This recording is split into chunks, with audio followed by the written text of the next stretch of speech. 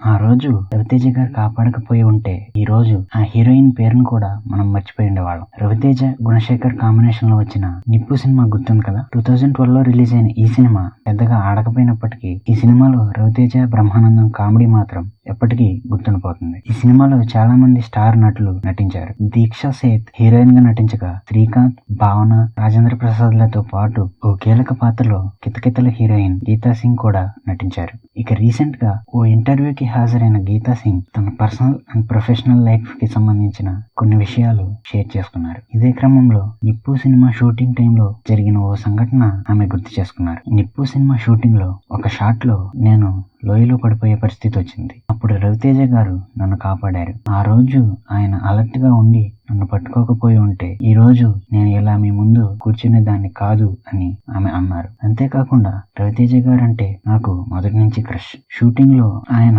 అందరితో సమానంగా ఉండేవారు అని, చాలా ఫ్రెండ్లీ నేచర్ ఉన్న మనిషి అని రవితేజ గారి గురించి గీతా సింగ్ చెప్పుకొచ్చారు.